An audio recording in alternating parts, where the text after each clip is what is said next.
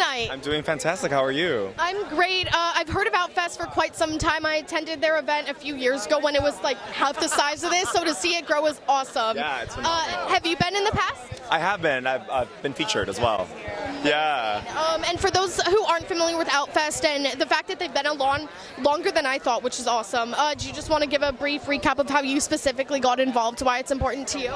Yeah, I mean, I think queer representation is incredibly valuable, especially considering the fact that it's still illegal in so many countries around the world. And so if you don't have visibility for us, you can't begin to imagine us and you can't begin to love us.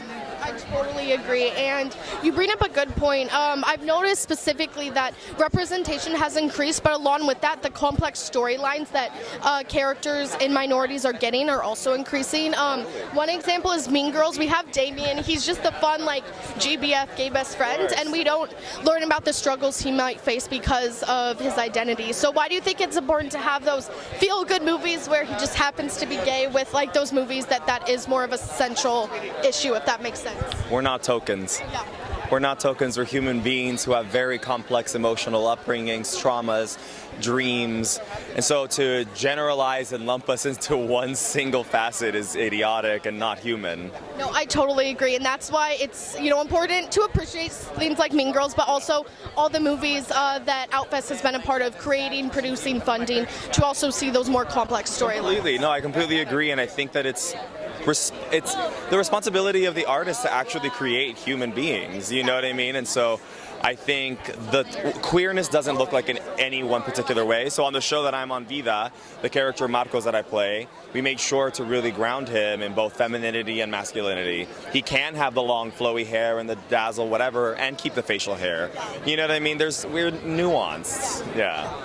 The times are changing though, right? Thank goodness. I mean, I love it, but it is a lot to keep up with, and I happen to be a huge ally myself, but I know that a lot of people who they don't identify within the LGBTQ community, that might be on the fence about either learning more about it or unfortunately just accepting or understanding it. What would you say to them? There are many ways to live a life, and if you're not causing anyone harm, and you're doing consensual agreements with other adults, mind your business. I totally agree. You'll be happy to hear this. Even my grandma, who is 92, agrees with what you just said. Yeah, and love is why we're here. Love is who we are. That is that's our natural state of being. And so to deny us that and to deny other people that is just cruel. I know. Because we're all going to die, and we might as well find a little solace and warmth in this cold place. We're all going to die and pay taxes. Sorry to break it to everyone. It's true. I wish they were going to something more effective like Medicare for all. I know. Trust me, I agree. We could talk for hours over tea, I feel like. I'm sure. Well, thank you so much. Do you just want to give us your Instagram, Twitter, so we can keep up with your show as well as other projects? Of course. You can follow me on all social medias at I am Tonatiuh, Tonatiuh. And I'm also on the TV show Stars. Oh, I have Stars.